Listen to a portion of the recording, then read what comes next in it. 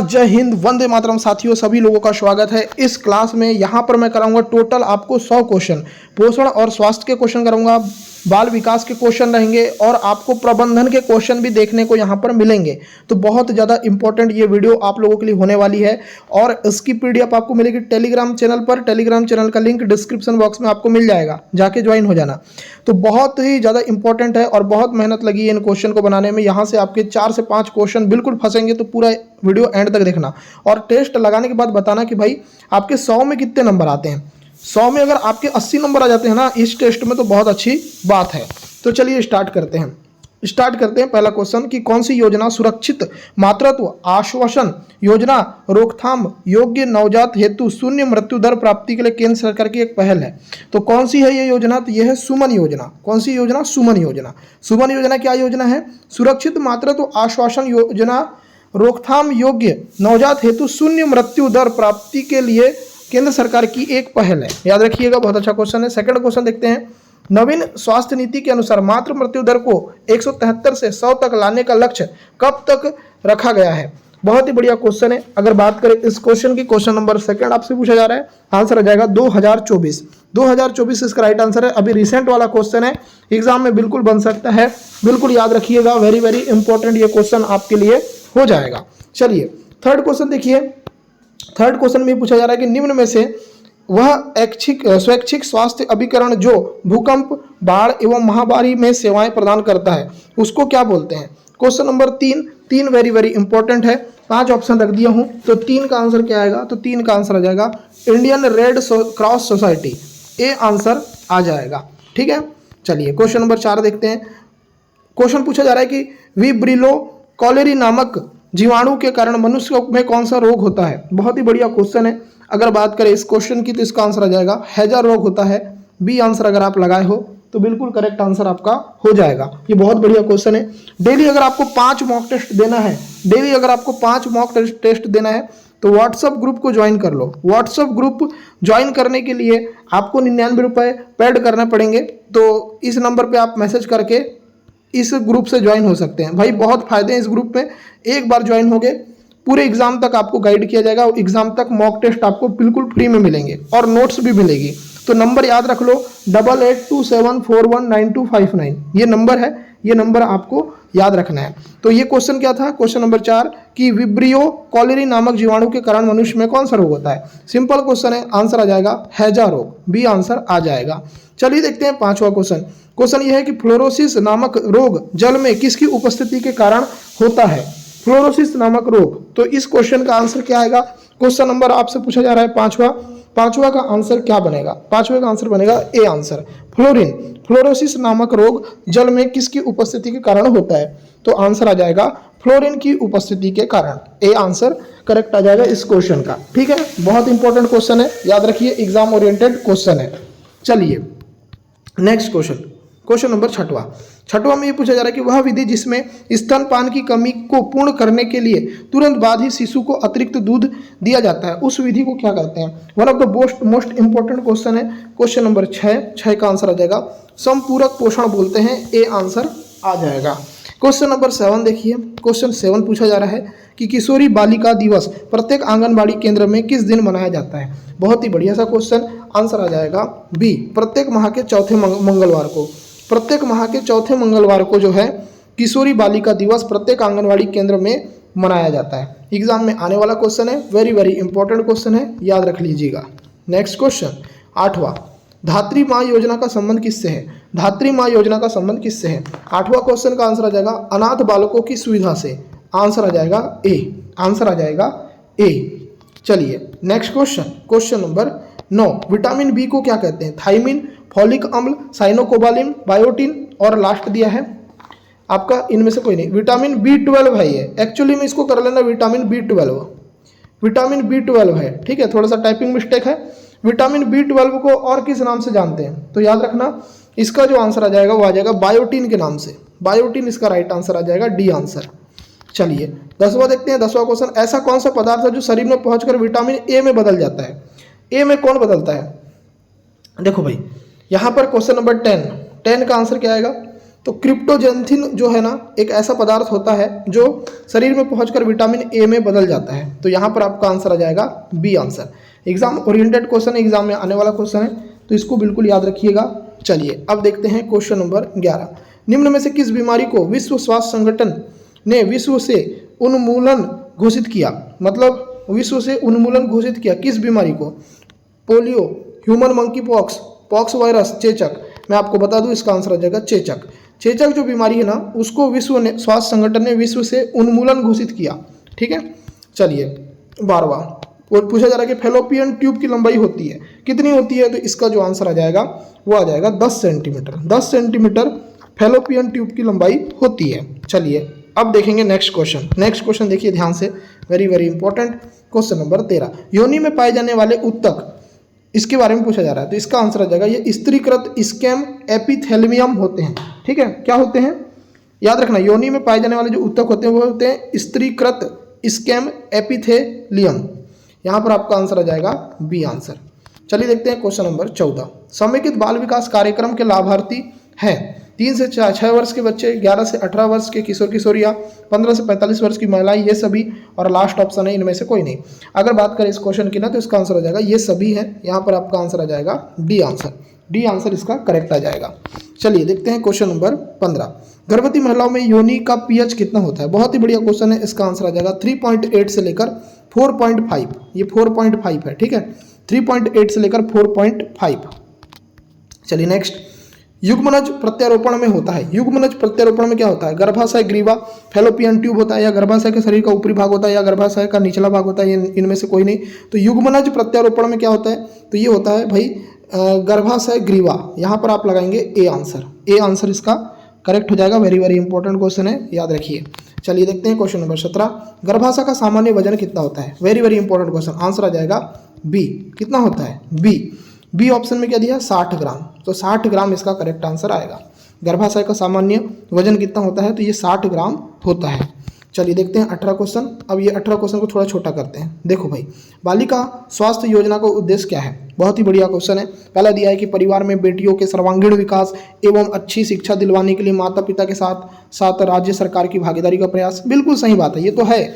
उसके बाद दिया है कि प्रदेश में बाल विवाह की प्रथा को रोकने के लिए माता पिता को प्रेरित करने की भावना, ये भी है। फिर तीसरा दिया निरंतर गिरते जा रहे लिंगानुपात को रोकना, ये भी है। मतलब आप बोलेंगे सर कि ये सारे हैं, तो डी आंसर आपका करेक्ट आएगा।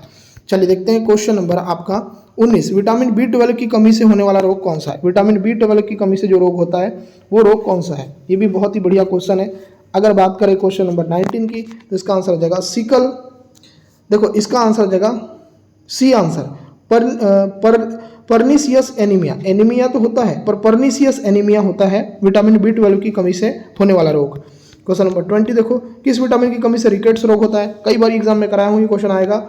इसका आ जाएगा विटामिन डी की कमी से रिकेट्स नामक रोग होता है। एक और रोग होता है विटामिन डी की कमी से, वो आगे चल के बताऊंगा। चलो 21। भारत में टीकाकरण कार्यक्रम का प्रारंभ कब किया गया? ये कब हुआ था, है ना, ये कब है, टाइपिंग मिस्टेक। तो आपको पूछा जा रहा है कि भारत में टीकाकरण कार्यक्रम का प्रारंभ कब हुआ? तो इसका आंसर आ जाएगा 1978। 1978 right answer for this question, याद रखिएगा। चलिए देखते हैं 22 क्वेश्चन। सघन मिशन इंद्रधनुष कार्यक्रम कब शुरू हुआ? Very very important question.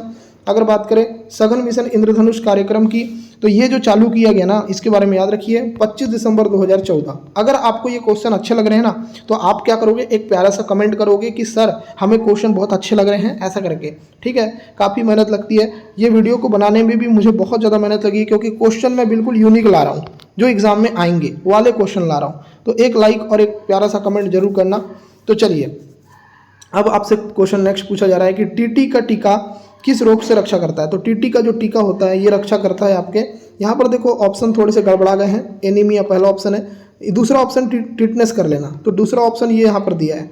तो मैं देखो सीधी सीधी बात है, इसका आंसर आपको बता देता हूँ। थोड़ा सा क्वेश्चन में टाइपिंग मिस्टेक हो गया है कि टीटी का टीका किस रोग से रक्षा करने के लिए लगाया जाता है? तो ये लगाया जाता है टिटनेस। क्या आ जाएगा? टिटनेस।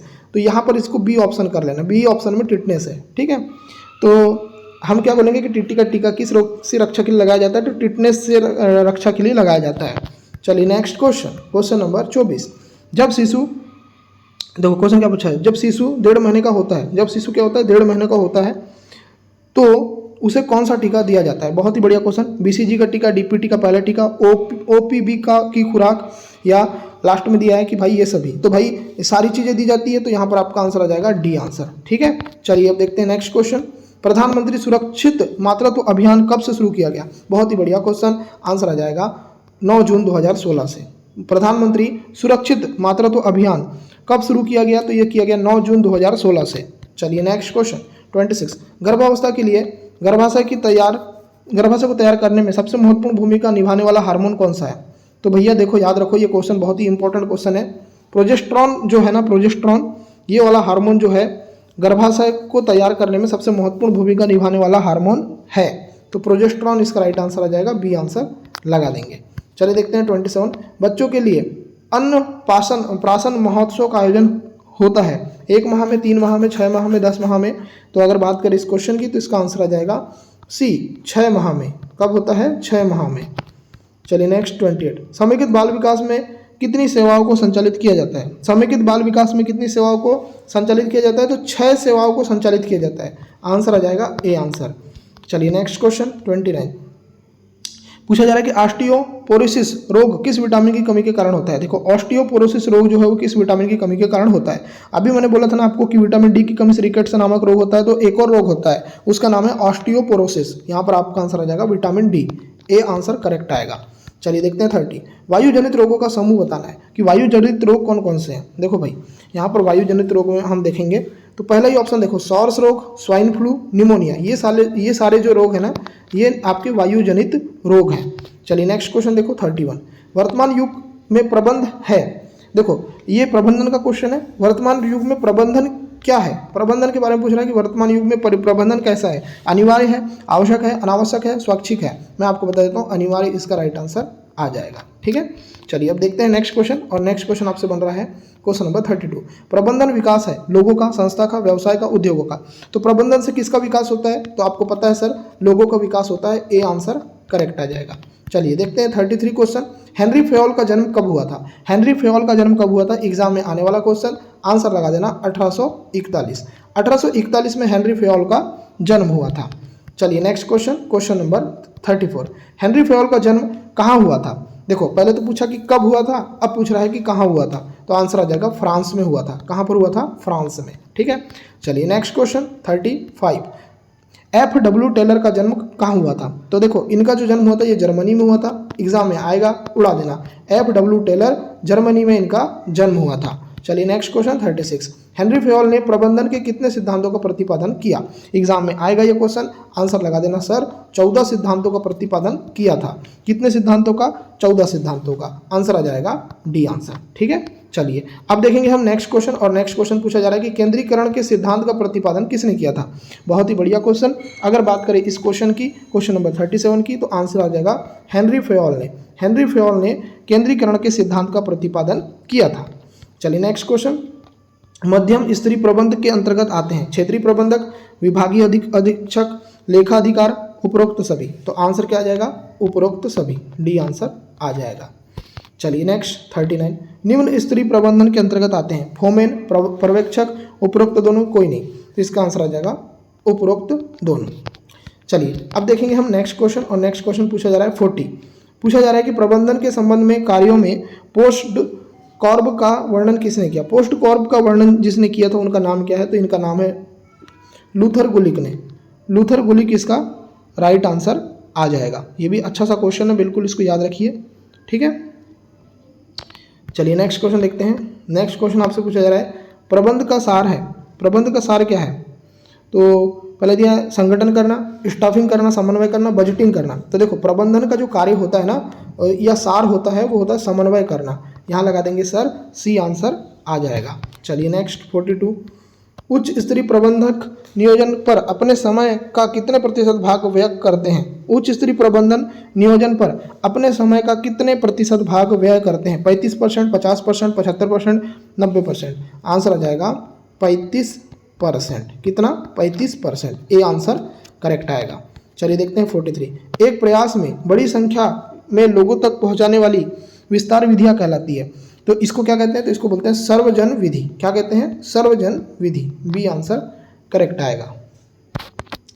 चलिए नेक्स्ट क्वेश्चन नंबर 44, वैश्विक और स्थानीय स्तर पर नई चुनौतियां पेश करना विकास है, वृद्धि है, संचार है या वृहद आर्थिक है। देखो अगर आप क्या कर रहे हो, वैश्विक और स्थानीय स्तर पर नई चुनौतियां पेश कर रहे हो तो भाई ये क्या है, विकास है। क्या है, विकास है, आपका डेवलपमेंट हो रहा है, ठीक है। तो ए आंसर आपका करेक्ट हो जाएगा। चलिए देखते हैं नेक्स्ट क्वेश्चन 45, ध्यान से देखना।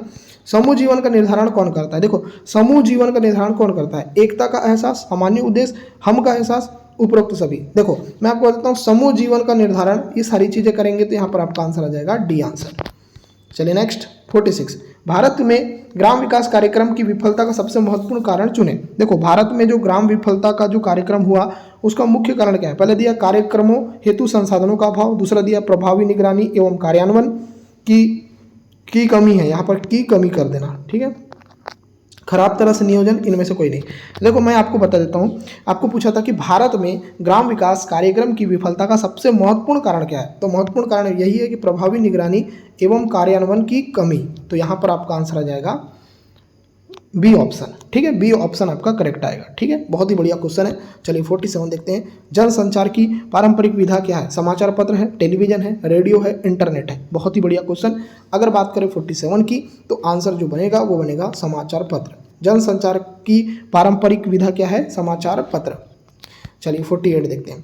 48 क्वेश्चन बहुत बढ़िया क्वेश्चन। विकास एक प्रक्रिया है जिसके माध्यम से मानव एवं भौतिक संसाधनों को बेहतर जीवन गुणवत्ता तथा डैश के लिए सक्रिय किया जा सकता है। बहुत ही बढ़िया क्वेश्चन है। तो यहाँ पर देखो आय सृजन आ जाएगा। अब इसको पूरा जोड़ोगे ना तो आय सृजन आएगा। कैसा क्वेश्चन है कि विकास एक प्रक्रिया है जिसके माध्यम से मानव एवं भौतिक संसाधनों को बेहतर जीवन गुणवत्ता तथा आय सृजन के लिए सक्रिय किया जाता है। तो बहुत ही बढ़िया क्वेश्चन है, ए आंसर आपका आ जाएगा। आपको अगर वीडियो पसंद आ रही है तो वीडियो को लाइक कर देना यार, शेयर कर देना वीडियो को, ठीक है। चलिए नेक्स्ट क्वेश्चन देखते हैं। क्वेश्चन पूछा जा रहा है 50, निम्न में से बाह्य परिवर्तन में क्या सम्मिलित होता है। वृद्धि में परिवर्तन, स्थान परिवर्तन, संरचना में परिवर्तन, प्रबंधनीय परिवर्तन। तो बाह्य परिवर्तन में क्या सम्मिलित होता है तो मैं आपको बता देता हूँ, ये स्थान परिवर्तन होता है, बी आंसर आ जाएगा। चलिए 51 देखते हैं। प्रबंध या मैनेजमेंट शब्द का प्रादुर्भाव किस इटालियन शब्द से हुआ है। देखो प्रबंधन जो शब्द है या मैनेजमेंट शब्द है वो कौन से इटालियन शब्द से बना है, तो ये बना है मैनेजमेंट से, है ना। तो ए आंसर आपका करेक्ट आएगा। चलिए नेक्स्ट क्वेश्चन। प्रबंध गतिशील होता है, एक उद्देश्य, यह उद्देश्य परक है, पहला दिया है। दूसरा दिया यह विषयगत या लोचदार होता है, तीसरा दिया है यह लक्ष्य केंद्रित होता है और चौथा दिया है इनमें से कोई नहीं। तो प्रबंधन गतिशील होता है, कब होता है गतिशील, यह विषयगत और लोचदार होता है तब ये जो है गतिशील होता है, ठीक है। चलिए 53, प्रबंध एक कला है क्योंकि, आपको पूछा जा रहा है कि प्रबंधन जो है एक कला है, क्यों है, आपको यही पूछा जा रहा है। आंसर आ जाएगा यह रचनात्मक कौशल की मांग करती है। प्रबंधन एक कला है, क्यों कला है ये, क्योंकि ये एक रचनात्मक कौशल की मांग करती है, ठीक है। चलिए 54 देखते हैं। क्वेश्चन बन रहा है कि संसाधनों का अनुकूलतम उपयोग या प्रयोग से आशय है। देखो संसाधनों का अगर आप अनुकूलतम उपयोग करते हो या प्रयोग करते हो तो उसका आशय क्या होता है। इसका आशय होता है संसाधनों के अपव्यय को रोकना, ठीक है। जैसे जो संसाधन है वो खत्म हो रहे हैं उसको रोकना ही इसका मतलब होता है। चलिए 55, वैज्ञानिक प्रबंध के पिता कहे जाते हैं। देखो वैज्ञानिक प्रबंध के पिता किसको कहते हैं, 55 क्वेश्चन। आंसर आ जाएगा F.W. टेलर को, F.W. टेलर को, ठीक है। चलिए नेक्स्ट क्वेश्चन नंबर 56, निम्न में से कौन सामाजिक असमानता के अधिक समीपता से संबंधित है। कौन है, तो इनका नाम क्या है, तो इनका नाम नहीं, मतलब आपको ये पूछा जा रहा है कि सामाजिक असमानता के अधिक समीपता से कौन संबंधित है। तो ये देखो नियंत्रण भी नहीं है, गति की भी नहीं है, विभेदन भी नहीं है, परंतु स्तरण है। अगर आप सामाजिक स्तरण की बात करते हैं तो ये जो है सामाजिक असमानता के अधिक संबंधित है। नेक्स्ट, सामुदायिक विकास कार्यक्रम की शुरुआत कब की गई, वेरी वेरी इंपॉर्टेंट क्वेश्चन। तो 57 का जो आंसर आ जाएगा वो आ जाएगा बी आंसर, 2 अक्टूबर 1952 को। एग्जाम में आने वाला क्वेश्चन है, याद रख लेना, ये क्वेश्चन आपको देखने को मिलेगा ही मिलेगा। नेक्स्ट क्वेश्चन 58, डैश मानव शक्तियों, लक्षणों तथा मानवीय प्रकृति का पूरक है। कौन है 58 क्वेश्चन, तो आंसर आ जाएगा समूह। समूह क्या है, समूह जो है मानव शक्तियों, लक्षणों तथा मानवीय प्रकृति का पूरक है। तो यहाँ सी आंसर आ जाएगा। चलिए नेक्स्ट क्वेश्चन 59, डैश को संभवतः रक्त संबंध के रूप में जाना जाता है। किसको जाना जाता है रक्त संबंध के रूप में, कुल को, सगोत्रा को, गुच्छ को या स्वजन को। देखो जो सगोत्रा होता है ना, इसको रक्त संबंध के रूप में जाना जाता है। बी आंसर करेक्ट आएगा। चलिए 60, जहाँ से हम हैं जहां हम जाना चाहते हैं के बीच का अंतर क्या कहलाता है? तो इसके बीच का जो अंतर होता है उसको बोलते हैं योजना सेतु। क्या बोलते हैं उसको? योजना सेतु। योजना सेतु, सी आंसर आएगा। ठीक है, चलिए नेक्स्ट क्वेश्चन 61। भारत में वर्तमान में हो रहे नियोजन को कहा जाता है, क्या कहा जाता है? भारत में जो वर्तमान में नियोजन हो रहे हैं उसको क्या कहते हैं? तो इसको बोलते हैं संकेतात्मक योजना। क्या कहते हैं? संकेतात्मक योजना। यहाँ पर बी आंसर आएगा डियर। चलिए 61 62 सूक्ष्म स्तर नियोजन का किसका उदाहरण है? देखो, सूक्ष्म स्तर नियोजन किसका उदाहरण है? पंचवर्षीय योजना का, क्षेत्रीय योजना का, लक्षित समूह योजना का, अनिवार्य योजना का। तो सूक्ष्म स्तर नियोजन किसका उदाहरण है? तो ये है लक्षित समूह योजना का। यहाँ पर आ जाएगा सी आंसर। चलिए नेक्स्ट क्वेश्चन, क्वेश्चन नंबर 63। ऐसी नेतृत्व शैली जो प्रतिभागितापूर्ण है और नेतृत्व का सर्वाधिक प्रभावी प्रारूप है। तो आपको बताना कि ऐसी नेतृत्व, आपको क्वेश्चन बोल रहा है कि ऐसी नेतृत्व शैली जो प्रतिभागितापूर्ण है और नेतृत्व का सर्वाधिक प्रभावी प्रारूप है, तो इसको क्या बोलते हैं? तो इसको बोलते हैं प्रजातांत्रिक। तो ए आंसर आपका आ जाएगा। चलिए नेक्स्ट, महात्मा गांधी राष्ट्रीय ग्रामीण रोजगार गारंटी पर अधिनियम एक राष्ट्रीय रोजगार गारंटी योजना है, यह कब चालू की गई? तो ये चालू की गई थी 2005 में। कब चालू की गई? 2005 में। ठीक है, 2005 में ये चालू की गई। चलिए नेक्स्ट क्वेश्चन, योजना आयोग का नया नाम क्या दिया गया? बहुत बढ़िया क्वेश्चन, आंसर आ जाएगा नीति आयोग। कब दिया गया? 2015 में। इसके जो अध्यक्ष होते हैं वो कौन होते हैं? भारत के प्रधानमंत्री। चलिए नेक्स्ट क्वेश्चन 66। जब नेता कर्मचारियों को निर्णय लेने की अनुमति देता है तो ये कैसा नेता होता है? निरंकुश नेतृत्व वाला, प्रजातांत्रिक नेतृत्व वाला, अहस्तक्षेपी नेतृत्व वाला, उपरोक्त में से कोई नहीं। आंसर क्या आएगा? आंसर आ जाएगा अहस्तक्षेपी नेतृत्व वाला। क्योंकि वो हस्तक्षेप नहीं कर रहा है इसलिए हम क्या बोलेंगे कि वो एक अहस्तक्षेपी नेता है। चलिए नेक्स्ट क्वेश्चन, व्यक्ति के सभी विशिष्ट लक्षणों और समायोजन के पैटर्न को क्या कहा जाता है? किसको क्या कहते हैं? तो इसको बोलते हैं व्यक्तित्व कहते हैं। क्या कहते हैं? व्यक्तित्व। चलिए 68 देखते हैं। प्रबंधन है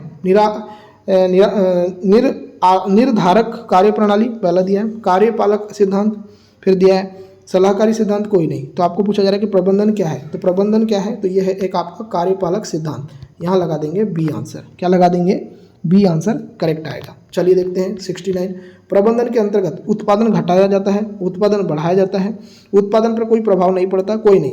मैं आपको बता दूं कि भाई प्रबंधन के अंतर्गत क्या होता है? उत्पादन बढ़ाया जाता है, उत्पादन बढ़ाया जाता है। आपका आंसर आ जाएगा बी आंसर। चलिए 70 क्वेश्चन देखते हैं। प्रबंधन में क्या घटता है? प्रबंधन में क्या घटता है? तो आंसर आ जाएगा दर घटती है। क्या घटती है? दर घटती है। ठीक है, चलिए अब देखते हैं 71 क्वेश्चन। प्रबंधन सहयोग करता है, प्रबंधन किसका सहयोग करता है? बहुत ही अच्छा क्वेश्चन। तो आंसर आ जाएगा उच्च स्तरीय उत्पादन में, उच्च स्तरीय उत्पादन में प्रबंधन सहयोग करता है। चलिए नेक्स्ट क्वेश्चन 72। प्रबंधन सहायक होता है, प्रबंधन किस चीज़ में सहायक होता है? तो इसका आंसर आ जाएगा संगठनात्मक उद्देश्यों की प्राप्ति हेतु, एकल उद्देश्यों की प्राप्ति हेतु, मतलब दोनों चीज़ों के लिए आपका प्रबंधन सहायक होता है। यहाँ पर आप लगा देंगे सी आंसर। ठीक है, सी आंसर करेक्ट आएगा। चलिए नेक्स्ट क्वेश्चन 73। निम्नलिखित में से कौन प्रबंधन का भाग नहीं है? नियोजन, संगठन, बाजारीकरण, नियंत्रण। देखो मैं आपको बता देता हूँ, बाजारीकरण नहीं है, इसके अलावा नियोजन करना, संगठन करना, नियंत्रण करना, ये आपके प्रबंधन के भाग होते हैं। वेरी वेरी इंपॉर्टेंट क्वेश्चन है, याद रखना। चलिए देखते हैं 74। पिट्सबर्ग ने प्रबंधी कार्यों को कितने भागों में बांटा था? पिट्सबर्ग जो थे उन्होंने प्रबंधी कार्यों को कितने भागों में बांटा था? Very very important question, answer आ जाएगा B. B B answer right आ जाएगा। ठीक है, चलिए नेक्स्ट क्वेश्चन आपसे पूछा जा रहा है 75। पियाजे के सिद्धांत के अनुसार कौन सी अवस्था में बच्चों में उस चिंतन का विकास होता है जिसमें अनुउत्क्रमणिता होती है? तो अनुउत्क्रमणिता होती है आपके प्राक संक्रियात्मक अवस्था में, और ये अवस्था होती है 2 से लेकर 7 वर्ष की अवस्था। ठीक है, चलिए नेक्स्ट क्वेश्चन।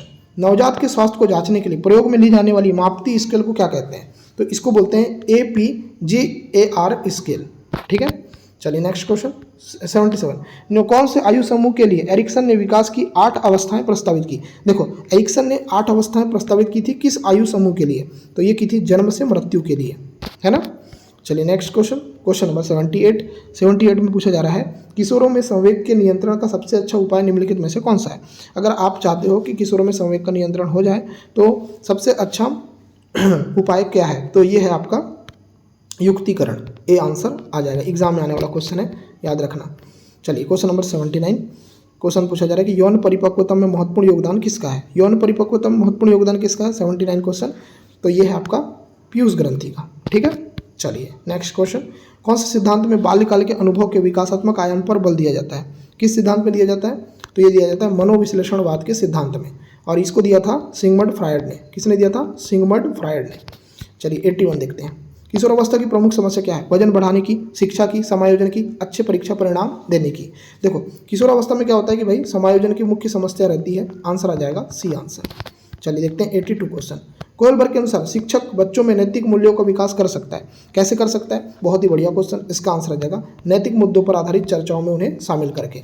याद रखना, नैतिक मूल्यों का अगर विकास करना है तो कोहलबर्ग बोलते थे कि भाई बच्चे को भी उस नैतिक चर्चा में शामिल करो जिस नैतिक चर्चा में सब लोग शामिल हो रहे हैं। ठीक है, तो उनको चर्चाओं में शामिल करो भाई, जिससे उसका नैतिक विकास हो जाएगा, ऐसा कोहलबर्ग बोलते थे। ठीक है, चलिए नेक्स्ट क्वेश्चन 83। एक बच्चा ईर्ष्या का प्रदर्शन करता है 6 माह की आयु में, 12 माह की आयु में, 8 माह की आयु में, 24 माह की आयु में। बहुत बढ़िया क्वेश्चन। आंसर आ जाएगा 24 माह की आयु में। 24 माह की आयु इसका राइट आंसर आएगा। चलिए 84 देखते हैं। 84 question very very important question. देखो क्वेश्चन क्या बोल रहा है कि भाई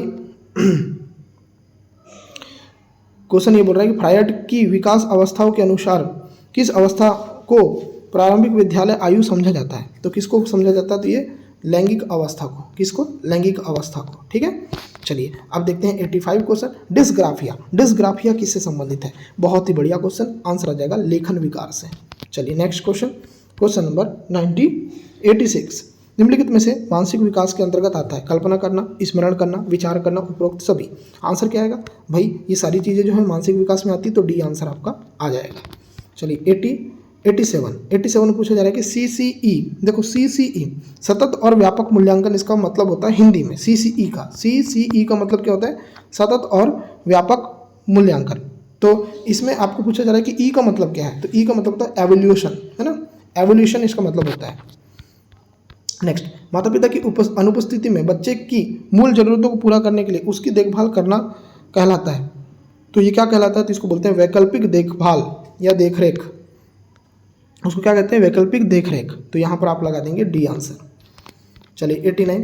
किसी वस्तु के अस्तित्व को ना भूलने की क्षमता को क्या कहते हैं? देखो किसी वस्तु के अगर आप इस अस्तित्व को नहीं भूल पा रहे हैं तो उस क्षमता को क्या कहते हैं? तो इसको बोलते हैं वस्तु स्थायित्व। यहाँ पर आप सी लगा देंगे। ठीक है, वेरी वेरी इंपॉर्टेंट क्वेश्चन है। चलिए नेक्स्ट क्वेश्चन 90। NCF का फुल फॉर्म क्या होता है? NCF का फुल फॉर्म क्या होता है? बहुत ही बढ़िया क्वेश्चन। इसका आंसर आ जाएगा नेशनल क्यूरिकलम फ्रेमवर्क। नेशनल क्यूरिकलम फ्रेमवर्क इसका मतलब होता है। 91 देखेंगे, ध्यान से देखना। प्रारंभिक बाल्यकाल एवं शिक्षा के मूल उद्देश्य क्या है?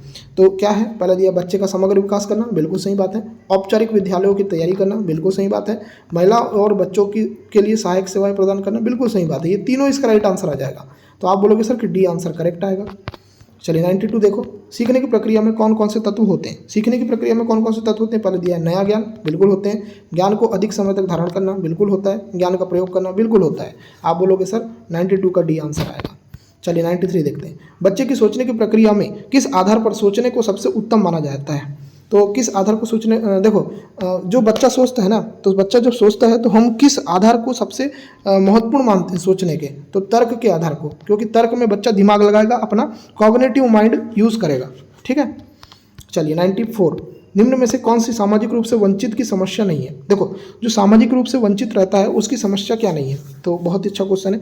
अगर बात करें 94 की, तो इसका आंसर आ जाएगा सीखने के लिए प्रेरणा का अभाव। ये देखो सीखने के लिए प्रेरणा का अभाव है आपके अंदर, तो ये सामाजिक रूप से आप वंचित नहीं हो, ये आपकी ही नाकामी है। ठीक है, चलिए करके सीखना किस अवस्था के लिए उपयुक्त है? करके सीखना जो है आपके भैया शिशु अवस्था, बिल्कुल बाल्यावस्था, किशोर अवस्था, तीनों अवस्थाओं के लिए करके सीखना उपयुक्त है। आप लगाओगे डी आंसर। ठीक है, चलिए नेक्स्ट क्वेश्चन, क्वेश्चन नंबर 96। वैकल्पिक देखरेख का अर्थ क्या होता है? मैंने आपको बता दिया हूँ इस क्वेश्चन का आंसर पहले भी। वैकल्पिक देखरेख का मतलब होता है माता पिता की अनुपस्थिति में बच्चों की देखभाल का विकल्प, इसी को बोलते हैं वैकल्पिक देखभाल। चलिए 97। प्रसिद्ध मनोवैज्ञानिक थार्नडाइक ने अपने प्रयास एवं त्रुटि सिद्धांत में किस जानवर के ऊपर प्रयोग किया था? तो इन्होंने प्रयोग किया था बिल्ली के ऊपर। किसके ऊपर? बिल्ली के ऊपर। प्रयास और त्रुटि का सिद्धांत दिया था थार्नडाइक महोदय ने, और इन्होंने बिल्ली के ऊपर प्रयोग किया था। चलिए 98 क्वेश्चन। माता के शरीर में क्रोमोसोम की संख्या कितनी होती है? भाई 23 होती है जोड़ों में, है ना। 46 टोटल होती है और जोड़ों में 23 होती है। तो आंसर आ जाएगा सी। ठीक है, चलिए 99। बाल केंद्रित शिक्षा शास्त्र का अर्थ क्या होता है? बाल केंद्रित शिक्षा शास्त्र का अर्थ क्या होता है? ये क्वेश्चन आपसे पूछा जा रहा है, तो इसका आंसर आ जाएगा बच्चों के अनुभव और उनकी आवाज़ को प्रमुखता देना। यही होता है इसका मतलब, ए आंसर आ जाएगा। चलिए 100वां क्वेश्चन, पूर्व प्राथमिक नर्सरी स्कूल में किस आयु वर्ग के बच्चों को शिक्षा प्राप्त करते हैं? तो ये आंसर आ जाएगा 3 से लेकर 6 वर्ष के आयु के बच्चे जो रहते हैं वो पूर्व प्राथमिक नर्सरी में शिक्षा प्राप्त करते हैं। तो सारे के सारे क्वेश्चन मैंने आपको यहाँ पर करा दिए हैं। उम्मीद करता हूँ ये वीडियो आपको पसंद आई है। पसंद आई वीडियो तो लाइक करें, शेयर करें और चैनल को सब्सक्राइब करें। इस वीडियो को देखने के लिए आपका धन्यवाद। आपका दिन शुभ हो।